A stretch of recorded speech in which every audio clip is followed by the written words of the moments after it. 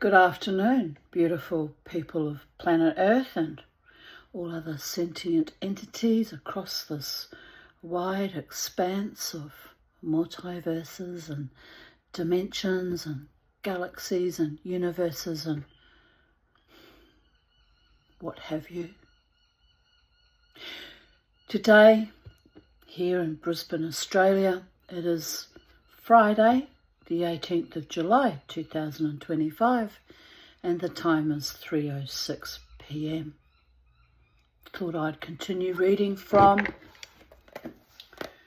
The Mythic Journey, and we were at part 2, Becoming the Individual, which is a very important process in every human being's life.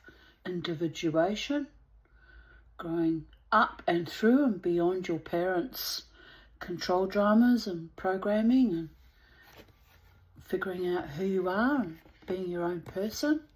Very, very important part of the process. Had a lovely day. I've just finished not long ago cleaning both birdie cages, which, wasn't too bad. But it's still a bit of a task, but, it's all lovely and clean now. They're sitting very contentedly. Lovely boys. And it's a miserable grey day today, and looks like we might get some rain again this afternoon. So it's just a perfect day to sit and read to my YouTube audience and subscribers and anyone else who stumbles across these emanations across time and space. I wonder what they would think if you come from another planet. You land on my channel and you see this woman, no makeup, just a bit of lipstick and her 2 birdies. They must be thinking, that's what earthlings do. Is that what earthlings do? Drink their tea and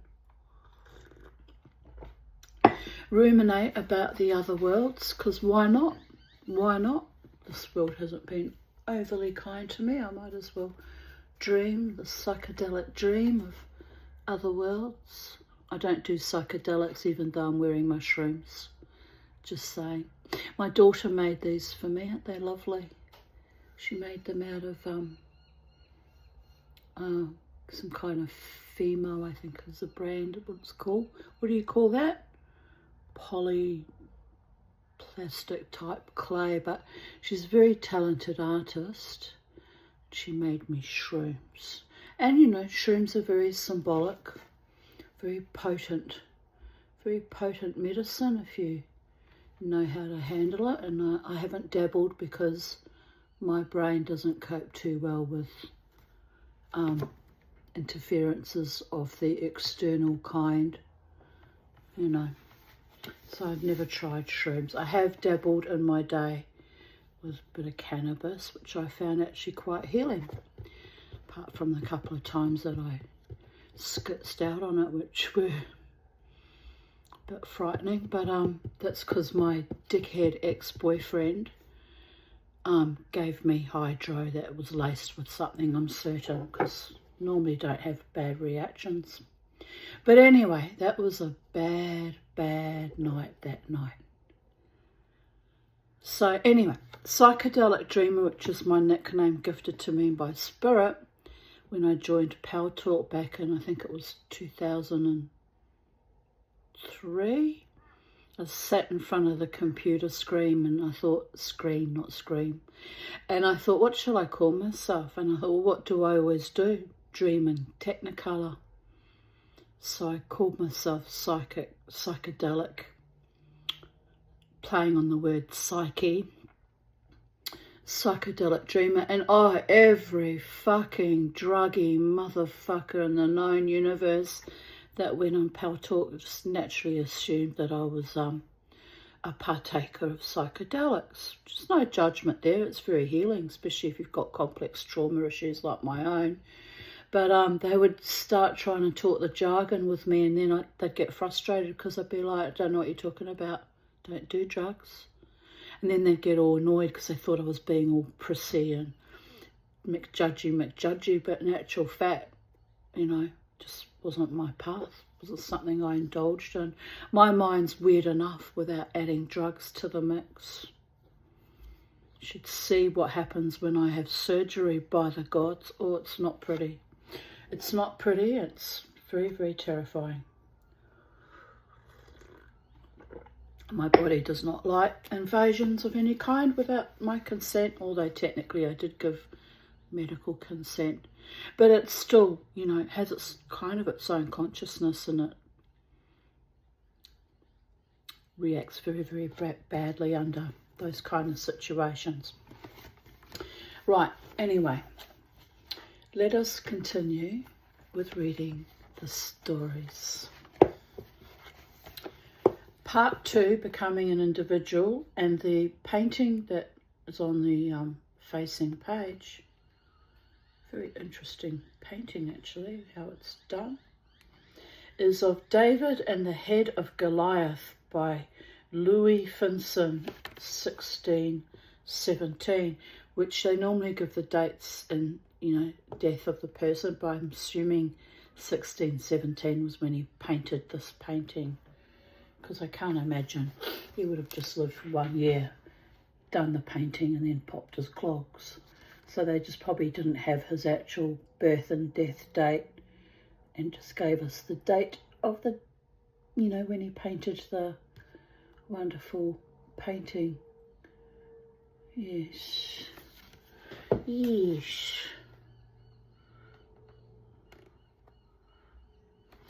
Anyway, not quite sure why the soldiers attending with with David looked more Roman than Philistine type, but anyway, it is what it is, people of Earth. I'm not here to criticise. It's a beautiful portrait. They even have the bruise in the smack bang in the middle of his forehead where he clocked him one.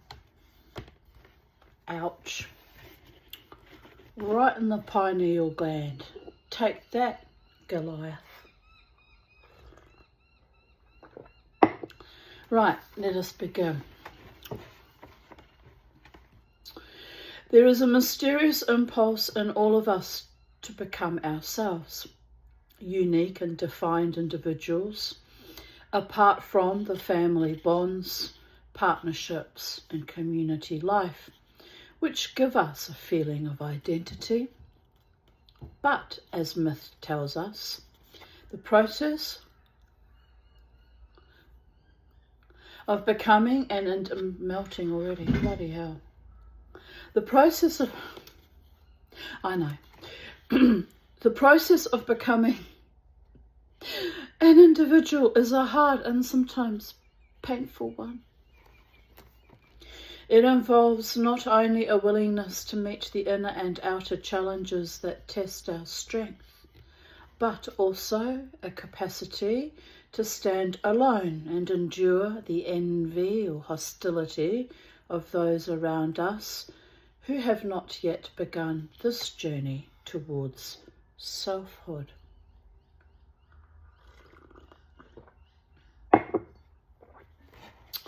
Myth presents us with stories about how hard it is to leave home and what kind of dragons we must encounter and fight in our struggle towards autonomy. Not least, mythic tales also reveal the profound importance of a sense of personal purpose and meaning, perhaps the deepest mystery embedded in our efforts to become what we truly are. We may not always recognise the degree to which we have avoided the challenge of individuality and the everyday ways in which we betray our most heartfelt values in order to feel we belong. Well, I've been guilty of doing that from time to time. It's a very human thing to wish to belong. So I often quote Groucho Marx. I belong to no club that will have me as a member, meaning I come and go as I please as a free and autonomous person, in my own time frames, by my own free will. I belong to no one. It's how I live my life. It's how I survived my life, by the way, many times. Right, you boys are unnaturally quiet. It's freaking me out. Yes, you need to do something, Kermie. Don't just yawn at me. You need to fly around the room and do something. No? Okay. He's a free and autonomous, but he just told me to fuck off in non-verbal bird language. I get it. I kind of get it. Oh, I drive them mad sometimes. But he was so cute. While I was cleaning his cage, I had him sitting on top there, and then I was trying to wipe the walls down inside and outside, and he was just looking at me, and then he realised, he's a very intelligent bird, he realised that I was going to get too close to him, and he could see what I was doing, so he flew on top of little Bo's cage and watched me clean with great interest till it was done, and then he flew back over there. I thought that was very clever. He's getting the hang of it all now. You're getting used to me, aren't you, little Kermie boy? Sorta, kinda. Right, where were we?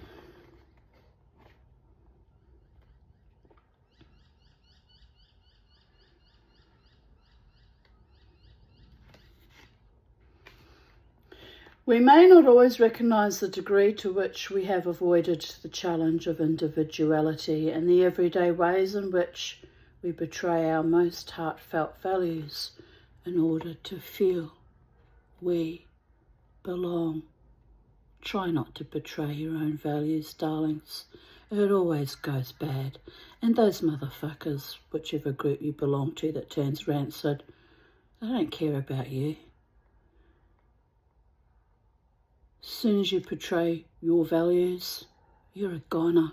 You're just yesterday's carrion ready to be ripped to pieces at any point in time they feel like, because you yielded, you dumb motherfucker. I know, because I've done it in my day too, thinking that I might be loved and genuinely included.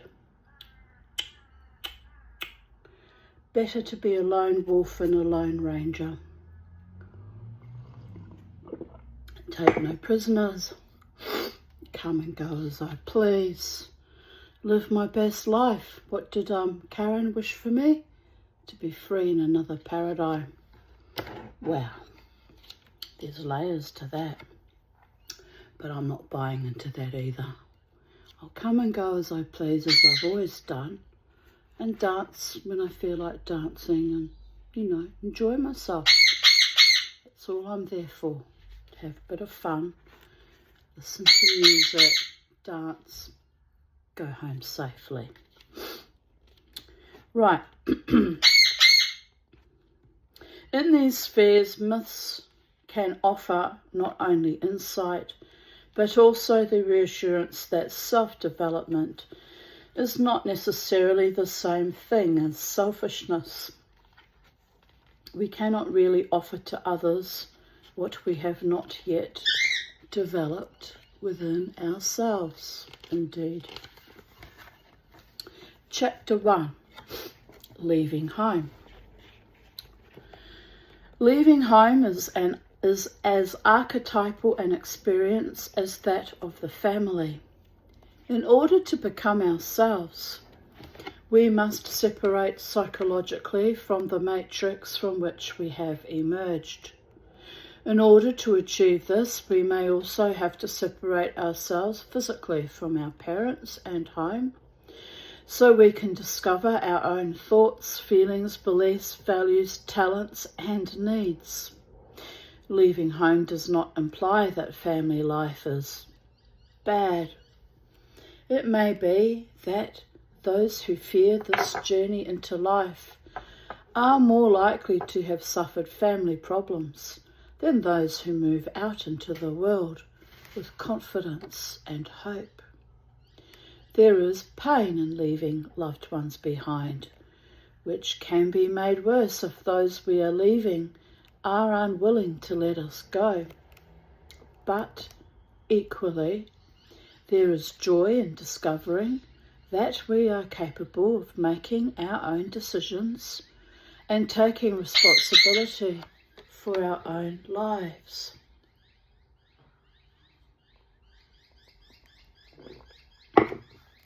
Adam and Eve, relinquishing paradise. Where you going, my boy? Where you going?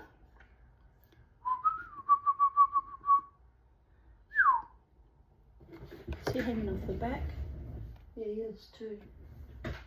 Oh, you're always a funny birdie. You're always a funny birdie.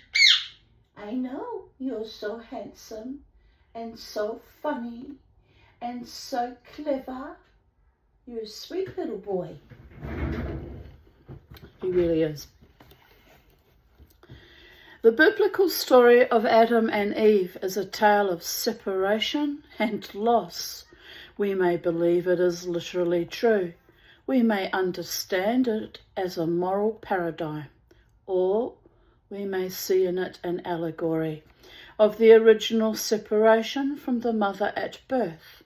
It is true on many levels, but one of the most important things it has to teach us is that we cannot remain in paradise forever, but must take up the burden of earthly life.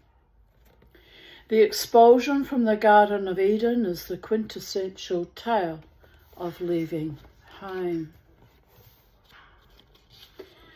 In the East, in Eden, God made a garden and filled it with many kinds of living things. In its centre stood two trees, the tree of life and the tree of knowledge. And God made Adam and put him in the garden, telling him he could eat of any fruit he liked, except the fruit of the tree of knowledge. Yes, Kermie.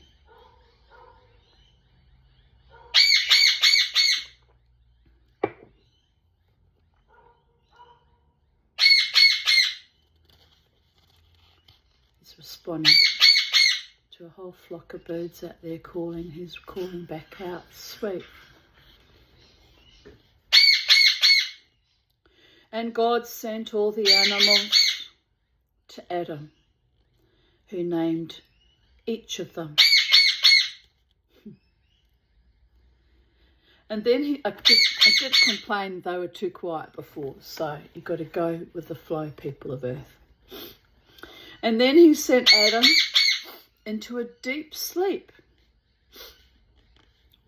While he slept, God took one of his ribs and used it to make Eve, so that Adam should not be alone. And Adam and Eve walked naked and happy in the Garden of Eden, at peace with God. But the serpent, that most devious of all creatures, questioned Eve, asking her if she were allowed to eat any fruit she wished. Indeed, replied Eve, we may eat of any fruit except that of the tree of knowledge. If we eat that, we will die. On the contrary, said the serpent, if you eat from the tree of knowledge, it's all the lorikeets out there, little Kermie. If you eat from the tree of knowledge, you will discover the difference between good and evil, and so be equal with God. That is why he has forbidden its fruit. Eve stared longingly at the tree and was sorely tempted by the juicy fruit that would make her wise.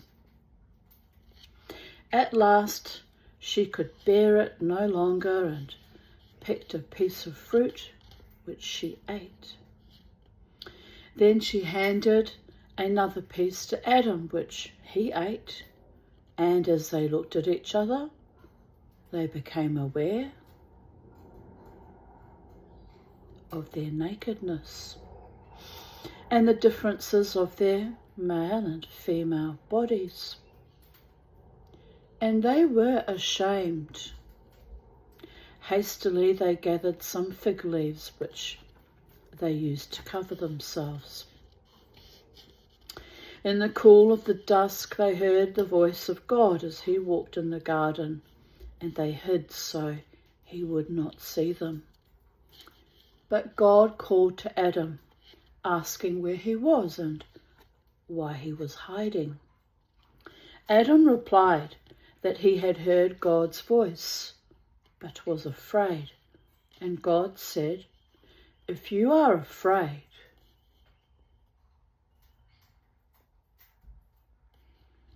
I don't know anyone in Esperance, Western Australia, honestly. And God said, if you are afraid, you must have eaten the fruit I forbade you to eat." Adam promptly pointed at Eve and said, "It was the woman who gave me the fruit." "Yes," replied Eve, "but it was the serpent that tempted and deceived me." So God cursed the serpent and banished Adam and Eve from the garden, saying, "Now that you know both good and evil, you must leave Eden. If you stay, you might eat from the tree of life.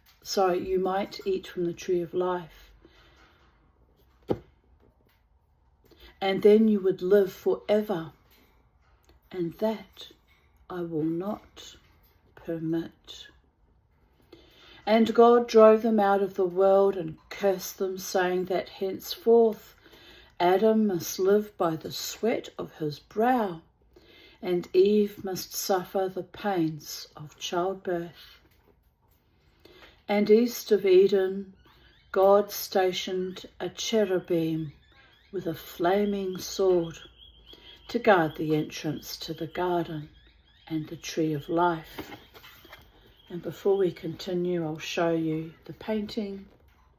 It's called Creation by Hieronymus Bosch, who lived from 1450 to 1516. Made him 66 when he passed away, which is quite old for someone who lived in the Middle Ages or the Renaissance. I guess it was almost the Renaissance then.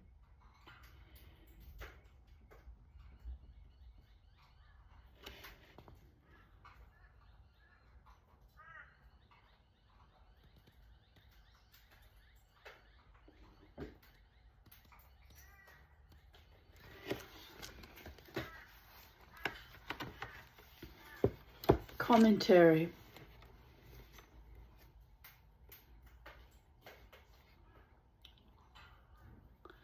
The name Adam, which in Hebrew is pronounced Adam, means earth, and the name Eve, which in Hebrew is pronounced Chaya, means life. Thus, we are told from the outset that this tale really concerns. What this tale really concerns. The process by which we enter the earthly world and live our mortal lives. As a punishment for their disobedience, Adam and Eve must suffer the two burdens which all adults face on one level or another: working for a living and becoming a parent. On one level, the story describes the first loss that we must face, the separation from mother's womb at the start of existence. In the womb, life is pleasant and without stress or strain. You weren't gestated by Gisela Phillips, were you? Listening to their screaming the whole time they were pregnant with me. The fucking monsters. That's why I was a failure to thrive baby. Nearly didn't survive infancy. Extreme bloody trauma I was put through before I even landed on this planet. Ushered out of her womb, untimely ripped, just like Macduff. Well, it is what it is. At least I get to joke that I wasn't of woman born, but that's only really a technicality since I was gestated inside its womb for 8 months, or I was a month premature, so there is that. Anyway, there is no need for clothes, as there is no extreme heat or cold, nor is there any experience of hunger or thirst. I don't know if that's completely true either. Fetuses feed inside the womb. They're just fed through the amniotic fluid, aren't they? Well, anyway, on a technicality, they're saying that we're not external beings needing to be fed and given drink to drink, etc., etc., etc. Life is peaceful, technically, without loneliness, conflict, or suffering.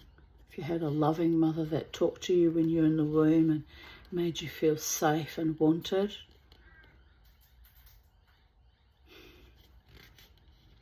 And then comes the shock of birth.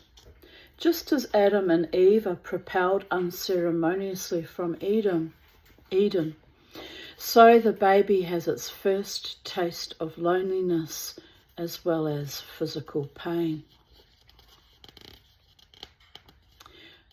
But birth is not limited only to the emergence of the baby from the womb. We are also born when we begin to realise that we are independent beings who have thoughts, feelings, dreams and goals different to those of our parents. The family is itself a kind of Eden, in which the child can bask in the love and protection of the parents without the burden of facing worldly challenges and without the pain of adult loneliness, conflict and struggle. We think as we are told, feel as we are asked to feel, and act without question according to rules and values given to us. All is at peace within the family until the child, now reaching puberty and arriving on the threshold of adulthood, seeks his or her own knowledge of the world, the forbidden fruit, which will make us like God. In other words, as we taste of life's experiences and discover our own physical, emotional and mental power, we earn the right to make decisions and take responsibility, thus becoming the equals of our parents. We must find our own way, and we may feel frightened and ashamed. And many parents, rather like God in the story, feel that this is a terrible challenge and a direct flouting of their authority. The young person is expelled from the unity of the family psyche into the hard, cold world of independent individuality, never again able to re-enter the magical, loving world where child and parent are one. Sexual feelings and sexual experience are important initiatory processes through which we taste of the fruit and discover our individual natures. But this story does not describe sex alone. What you doing, little man?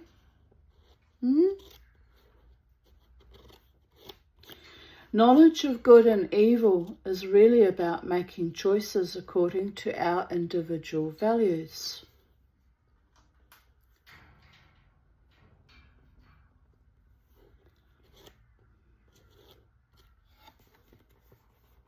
At core, all our choices, including the sexual ones, reflect who we are as unique individuals.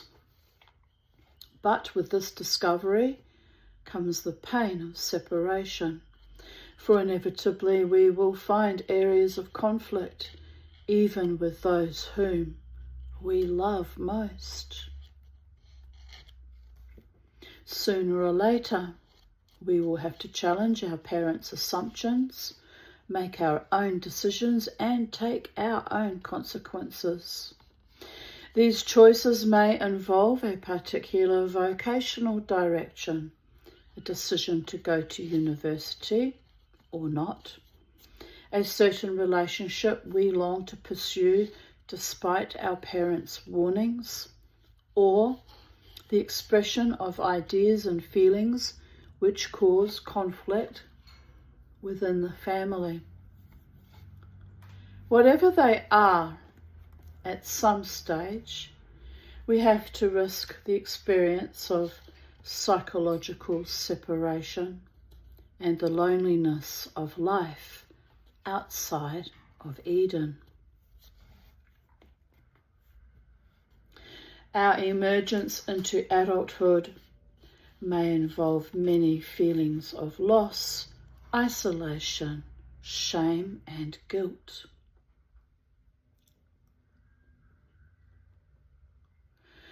This may be one of the reasons why so many university students suffer depressions, breakdowns, and suicidal feelings as the time approaches to take exams. For the moment has come to move out into the world, and the pain of leaving childhood and innocence behind can be, in some cases, extreme. For the young person at such a threshold, much depends on how, as parents, we respond to the urge of the serpent within our children.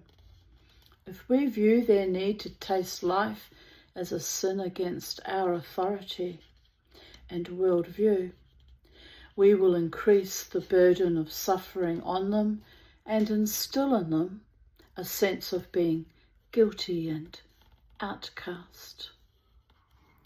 Whatever our personal, moral and sexual codes, we may have to recognise that our children must and will find a way to develop their own. All we can do is provide the best example we can and offer love, support and understanding unstintingly.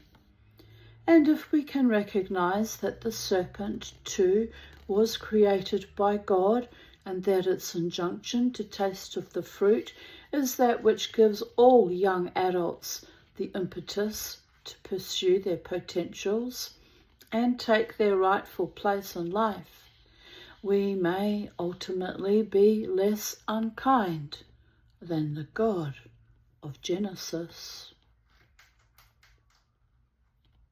Thus, we can help our children recognise that unity and peace may ultimately be found on the inner emotional and spiritual level, even outside the walls of Eden.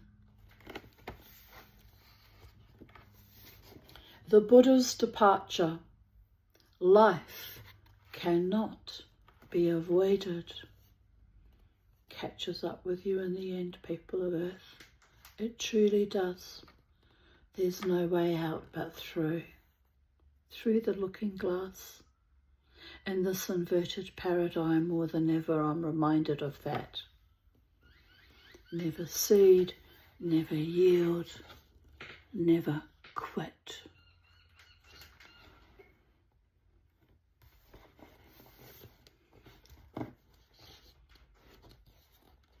The story of Buddha is as relevant in the West as it is in the East. Whether or not we believe in the Buddha's life as historical fact, the figure of the Buddha is also mythic in the segment of the story which follows, an account of his birth, childhood, and the call of his vocation is a moving and profound tale which has bearing on every compassionate individual seeking to understand the inner call to move out into the wider world. The Buddha's birth was miraculous. At the moment of his conception, the whole universe showed its joy by miracles. Musical instruments played without being touched. Rivers stopped flowing to contemplate him, and trees and plants were covered with flowers. The child was born into a kingly family without causing his mother any pain. He began at once to walk, and where his foot first touched the earth, a lotus appeared. He received the name Siddhartha. His mother died of joy on the 7th day after he was born, but his mother's sister became a devoted adoptive mother. Thus, the childhood of the young prince was spent in love and joy and bounty.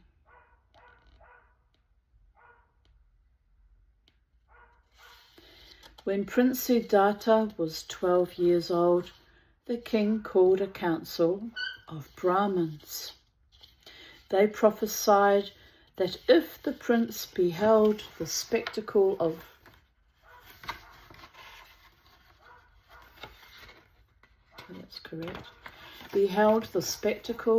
of old age, sickness, and death, he would devote himself to asceticism.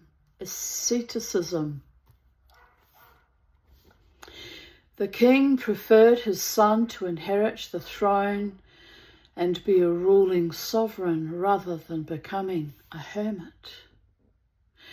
The sumptuous palaces with their vast and beautiful gardens were therefore surrounded with a well-guarded triple wall. Mention of the words death and grief were forbidden. When Siddhartha reached manhood, the king decided that the surest way to bind his son was through marriage and family life. Siddhartha was accordingly married to the daughter of one of the king's ministers. Soon the young bride was pregnant, but equally soon, despite his father's efforts, Siddhartha's divine vocation awoke in him. Music and dancing and beautiful girls ceased to move his senses, and instead seemed to show him the vanity and transience of human life. One day the prince called his equerry, who he wanted to visit the town. The king ordered that the entire town should be swept and decorated, and that every ugly or depressing sight be kept from his son. But these precautions were useless. As he rode through the streets, Siddhartha beheld a trembling, wrinkled old man, breathless with age, and barely able to walk without a staff. With astonishment, Siddhartha learned that decrepitude is the inevitable fate of those who live out their lives. When he got back to the palace, he asked if there was any way of avoiding old age, but no one could answer him. Soon he visited the town again and came upon a woman pain-ridden by an an incurable disease. Then he beheld a funeral procession and thus came to know of suffering and death. Finally, Siddhartha encountered a begging ascetic who told him that he had abandoned the world to pass beyond joy and suffering and attain peace of heart. These experiences and his own meditations convinced Siddhartha that he should abandon his comfortable, self-indulgent life and become an ascetic. He begged his father to let him go, but the king was overwhelmed with grief at the thought of losing the beloved son in whom all his hopes lay. The guards around the palace walls were doubled, and there were continual amusements devised to prevent the young prince from thinking of leaving. Siddhartha's wife gave birth to a son, but even this did not hinder the prince from his mission. One night his decision became final. He looked one last time on his sleeping wife and baby son and went out into the night. He mounted his horse and called his equerry to him. The gods, in complicity, ensured that the guards slept and that the horse's hooves made no sound. At the gates of the town, Siddhartha gave the horse to the equerry and took farewell of both. Henceforth there was no more Prince Siddhartha, for the Buddha had begun on the true journey of his soul. Bit unfair on the wife and child though, don't you think? But anyway, I'm sure they were well provided for in the palace. But, money and possessions don't give back your husband and father. Just saying. But there's many religions that started with the same kind of motif of walking away from family and responsibilities to wander in the desert for 40 years, like Moshe Avinu did, and Jesus also wandering for 40 days, and I think that was also in the desert, wasn't it? Wow, they were desert people, the Abrahamics. The desert's a place where you're more prone to have visions and hallucinate because of the long miles of walking in the sand and the heat and thirst and fasting often. So they have deep spiritual epiphanies. But yes, the Buddha originally came from India, did he not? Here we have a detailed 19th century wall painting from Thailand.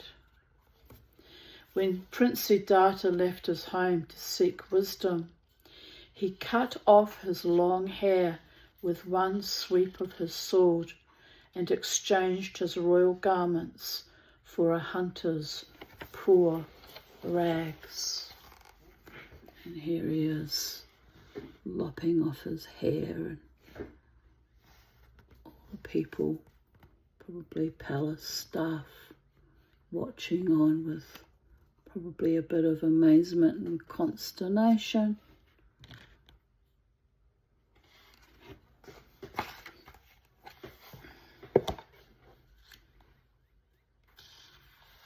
Although they don't look particularly amazed or concerned, they're just watching.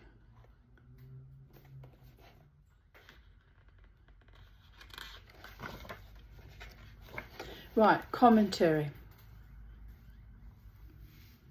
The journey we make from the home of childhood to the path of our future destiny does not usually require us to give up life's joys in exchange for asceticism, although those with a religious calling may well follow such a path. But in this story, many embedded themes are relevant to us all. Prince Siddhartha, like so many children, is the repository of all the hopes and dreams of his father, who hopes the boy will inherit the throne after him. In just such a way, a father may dream of a son who will inherit his business or take after him in his profession. On the deepest level, Siddhartha's father does not want his child to experience life, for life beyond the orbit of the parental container changes us and awakens inner needs and qualities which are unique to the individual and not necessarily in accord with parental aspirations.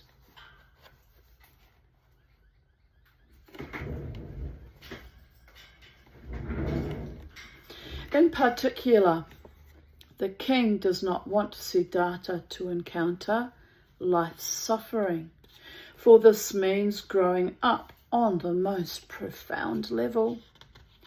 If the prince can be kept childlike, then he can be moulded and shaped by his father and will remain at home. These parental dreams are not negative or evil in themselves, but they are ultimately futile. Every young person, as an individual with his or her own identity, that must be fulfilled if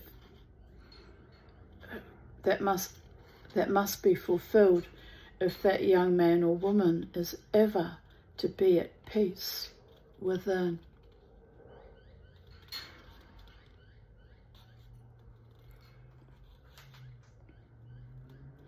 Even the bonds of marriage and parenthood cannot keep Siddhartha from his journey. This is a hard lesson many young people may have to learn. If we establish a family of our own when we are too young to recognize what we are and where we are going, especially if our choice of partner is really our parents' choice, or one we make to please others or ensure security, then life may, sooner rather than later, call us another way.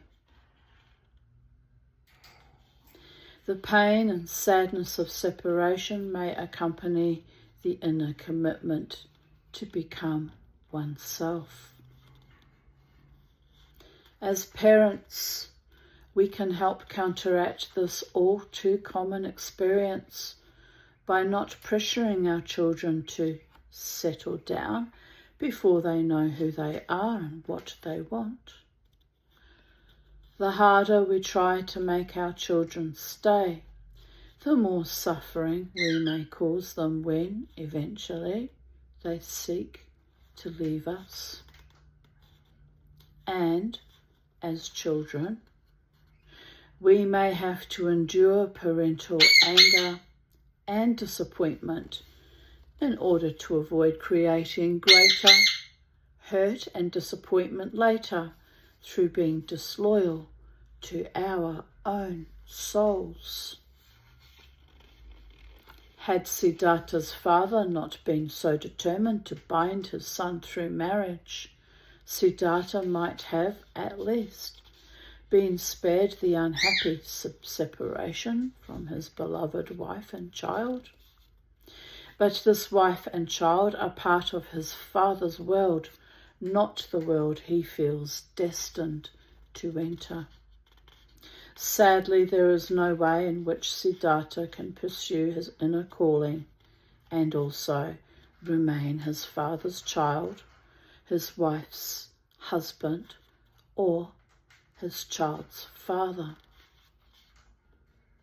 We often react with derision or anger to a young person's decision to pursue a particular vocation if it is not favoured by us, especially if it threatens to take the person from us through distance or exposure to a world which we know nothing about.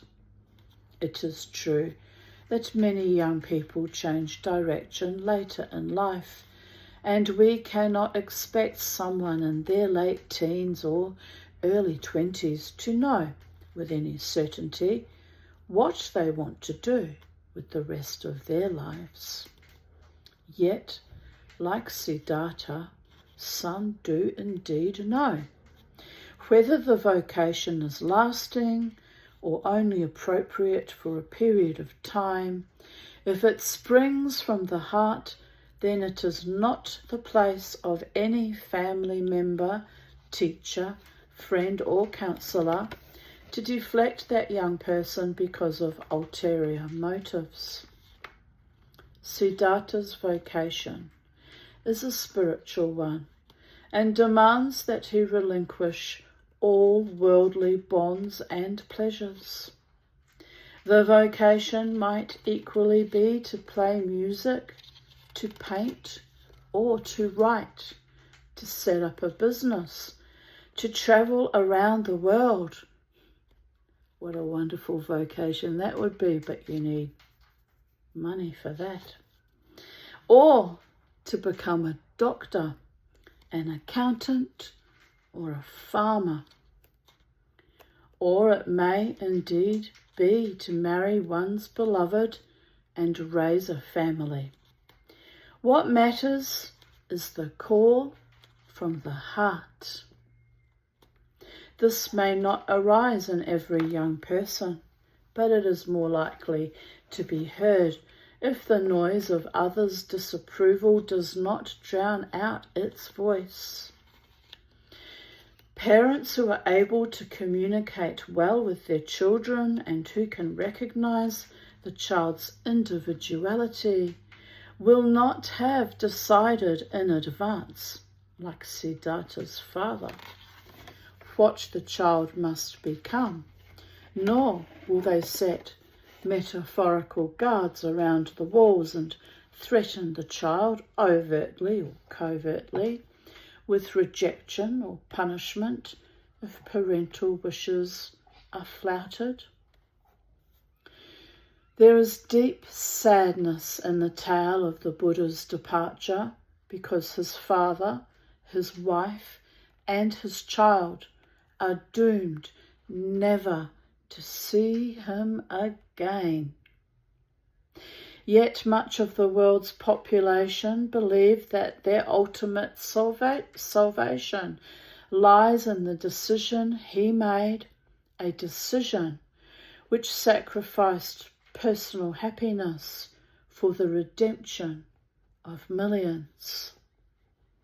Hopefully, encouraging our children to hear and follow the voice of their hearts will eventually result in the parents' and the child's lives being enriched in the future with a wider world that can be shared. The story of Siddhartha teaches us that each individual has a destiny, great or small. If we are prepared to listen and recognize the difference between indulgence and vocation, and let go when we must, then not only our own lives, but those of many others as well, may be enriched. Here is a detail from 18th century Tibet. Siddhartha, determined to understand the secret of human suffering and death, chose the hard path to enlightenment over the temptations of a comfortable, privileged existence.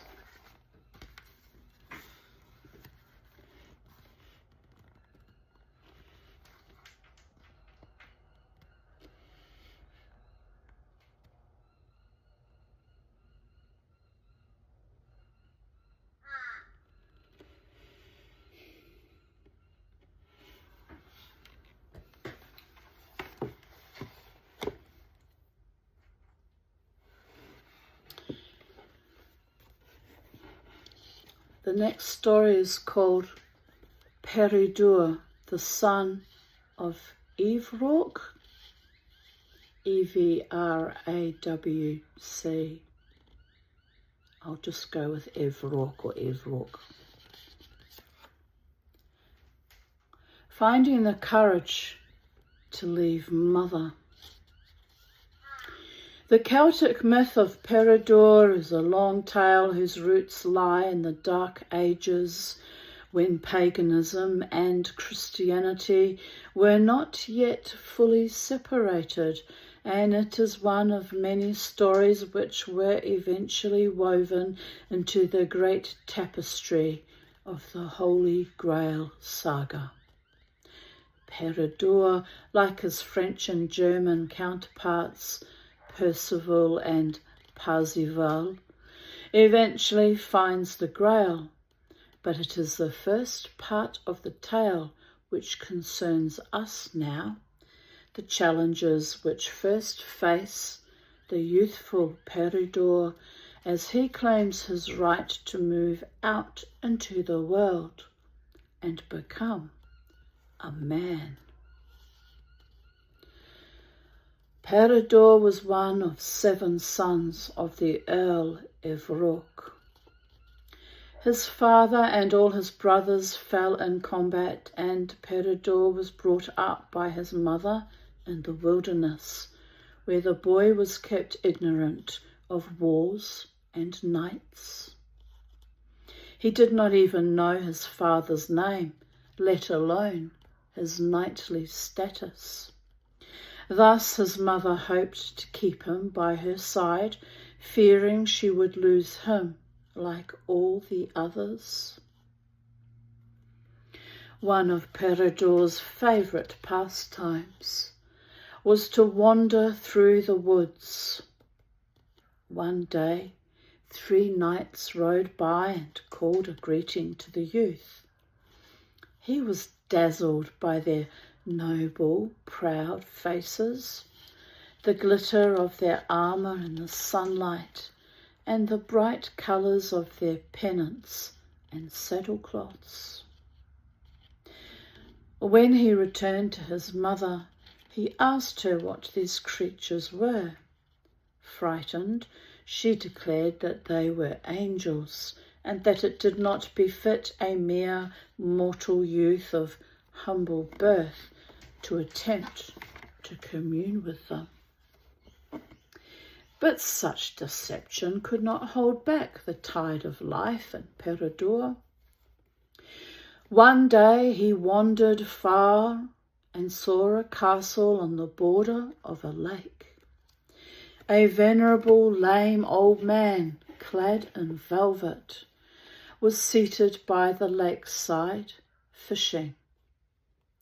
The old man invited Peredur to join him at table and asked the youth if he knew how to fight with a sword. "I know not," replied Peredur, "but were I to be taught, doubtless I should." Whereupon the old man revealed to Peredur that he was in fact Peredur's uncle, his mother's brother. "Leave the habits and discourse of your mother," said the old man. "I will give you a horse and show you how to ride it, and thereby help to raise you to the rank of knight."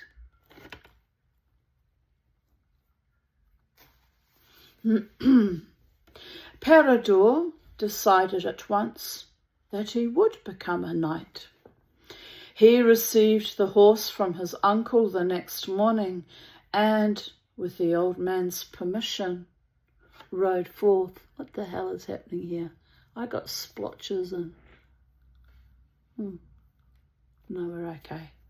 Honestly.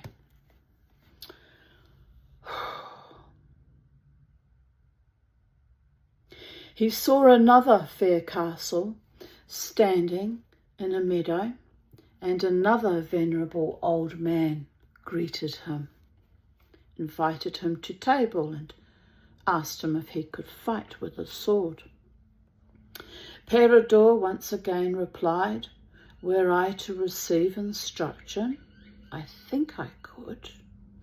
Whereupon the old man gave him a sword and made him test it. Then the old man said to Peredor, "Youth, you have arrived at 2/3 of your full strength. When you have achieved your full power, no one will be able to conquer you. I am your uncle, your mother's brother, and I am brother to the man who lives in the castle by the lake." And the old man gave him instruction in wielding the sword which he had given him. The following morning, with his uncle's permission, Peredor once again rode forth, this time armed with his new sword. He came to a wood, and within the wood he heard a loud cry. He saw a beautiful woman with auburn hair. Near her stood a horse, and at her side was a corpse. Each time she tried to lift the corpse into the saddle, it fell to the ground, whereupon she began wailing. When Peredor inquired of her what had happened, she replied, "Accursed Peredor, little pity has my ill fortune ever met with from you." When Peredor inquired of her why she called him accursed, she said, "Because you are the cause of your mother's death. For when you rode forth against her will, and chose to become a knight and receive instruction from your uncles, anguish seized upon her heart, so that she died. Therefore you are accursed. This corpse was once my wedded husband, slain by a knight who was in a glade in this wood. Do not go near him, lest you are slain by him likewise." "Cease your lamenting," replied Peredor, "for I will bury the body of your husband and go in quest of the knight and see if I can do vengeance upon him. But first I must grieve for my mother, whom I will never see again, and whose death lies heavily on my conscience." And when he had grieved and buried the lady's husband, he found the knight and immediately overthrew him. When the knight sought mercy from Peredor, the youth replied, "You shall have mercy, but you must take this woman in marriage whose husband you have slain. And you must go to King Arthur's court and tell him that I overthrew you to do him honour and service." For Peredor's great longing was to join King Arthur's court. The knight did as he was asked, and after many other tests and adventures, eventually Peredor was admitted to the court of King Arthur and became his best loved knight. Commentary. Did I forget to show you a photo, a picture of me, a painting? No, I did not. No, that was the last one. Right, okay. Let me start again. Moments of panic, people of Earth. The strangely matter-of-fact way in which Peredor decides to leave his mother and become a knight may be attributed to the proverbial callousness of youth. In such a way, many young people fix their sights on the future, rejecting the past and the parents who have tried to do their best to raise the child well. But this tale is about more than the ingratitude of youth. Peredur's mother has suffered grievous losses. Her husband and all her other sons have been slain. Not surprisingly, she seeks to claim this last child by keeping him ignorant of the world. Yet, however understandable her attempts to bind her son, the world intrudes, as it always does, here in the form of the 3 knights who meet Peredur in the wood. What Peredur glimpses in them is an image of the manhood he is seeking and which his mother has attempted to deny him. In the nobility and grandeur of the knights lies his own future, of which he is as yet ignorant. These knights are also Peredur's past, his inheritance, for his father was a noble knight. Hidden in this tale is the necessity of every son to find a model of manhood in a father or father surrogate, and this urgent psychological necessity will sooner or later drive the young man to leave his mother behind in pursuit of what he must eventually become. In the 2 venerable uncles, Peredur finds the father he was denied in childhood.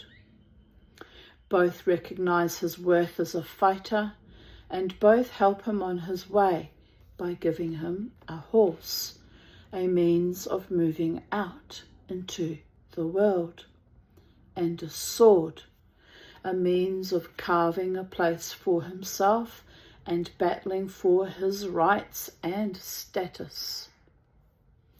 As a young person leaves home, figures such as uncles and aunts, family friends, teachers and other older mentors become increasingly important, for they are both surrogate parents and also individuals who can lead the young man or woman into an understanding of the broader world. It is vital for any parent to recognize that such wisdom from outside is needed by the child. No parent can be everything to his or her child, and the role of parenting changes as the child begins to make relationships with figures in the outer world who can offer a perspective unavailable within the immediate family framework. So far, so good. Peredur seems to move as though blessed, suffering no grief and no sense of loss. He does not even remember the mother he has left behind until he meets another bereaved woman who, like his mother, has suffered the loss of her husband. It is often through a young man's first feelings of sexual attraction that he becomes conscious of his real feelings about his mother, and this beautiful bereaved woman touches his heart as well as pricking his conscience and informing him of his mother's death. This woman, strangely knowledgeable about his mother's death, is in fact his mother in another form. Peredur's pursuit of the knight who murdered the lady's husband is an act of vengeance for the death of his own father. His willingness to put his life at risk means he is ready to meet the tests of life, and his dear goddess. Championing of the lady is a gesture of loyalty to the mother he has left behind. Through all these actions, he expiates the past, grieves for the loss he has suffered, and achieves his first conquest in battle, which enables him to make himself known at the court of King Arthur, where he longs to gain acceptance in the world of men. Not just any men, but noble men of that noble court around the round table. Men of high status and distinction, knights.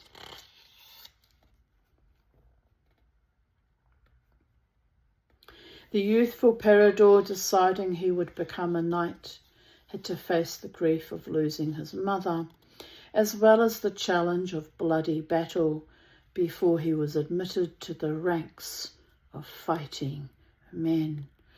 14th century illustration from Roman de Fauvel.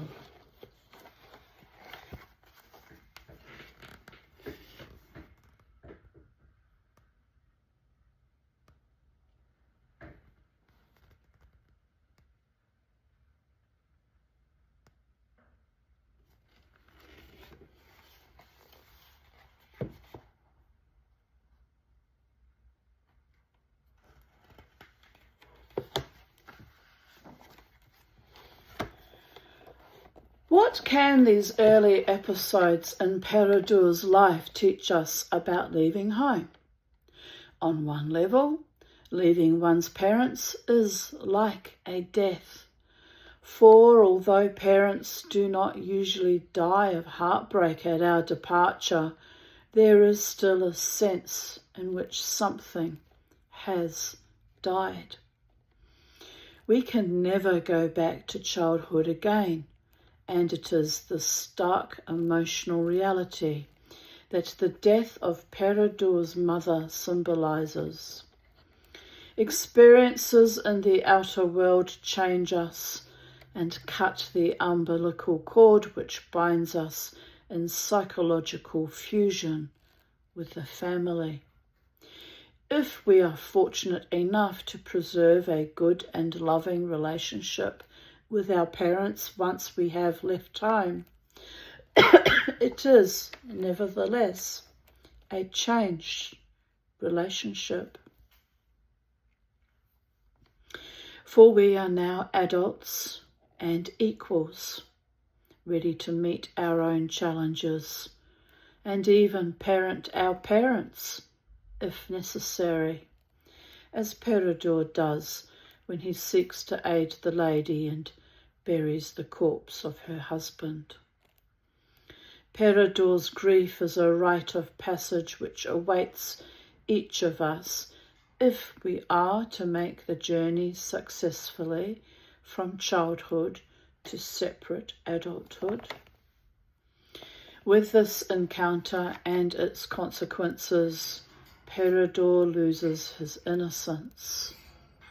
He faces death, feels grief, and sheds blood. And he can never again be the innocent child whom his mother sought to shield against life. Equally, the parent who can recognise the child's right to become an individual with an independent destiny may find, unlike Peredor's mother, that the child become adult wishes voluntarily and without pressure, deception, emotional blackmail, or the imposition of guilt, to come home to visit, to share and to continue the building of a rich and rewarding adult relationship. The parent who, like Peredor's mother, willfully refuses to be honest about her own fears, losses and needs, but instead tries to prevent her child from becoming separate, may suffer heartbreak, not because of the callousness of youth, but because the parting is right and inevitable. There comes a time when we must acknowledge that the outer world may provide our children with what we ourselves cannot give. Peredur cannot become what he is destined to become as his birthright, a knight and a seeker after the spiritual wisdom symbolized by the Grail, if he is kept from life. This story tells us that no parent, however powerful, can prevent life from fulfilling itself, and perhaps no parent has the right to try. Thus concludes today's readings. I'll continue on tomorrow with chapter 2 of becoming an individual. Yes, I think that will be quite wonderful. Here it is. Couldn't see for looking. It's right in front of my schnoz, by the gods. Right, so wherever you are in the space-time continuum, have a beautiful afternoon or evening. It's Friday, so to my Jewish fellow believers, Shabbat Shalom, and to everyone else, happy weekend. Have a wonderful weekend. Have fun. Be with your true beloved ones, friends, family, partners, spouses, lovers.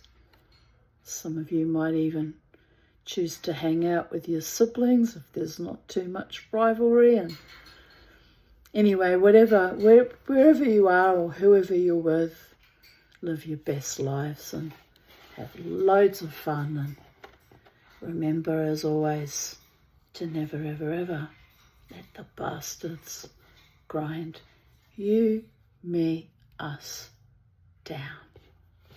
Bye for now, planet Earth.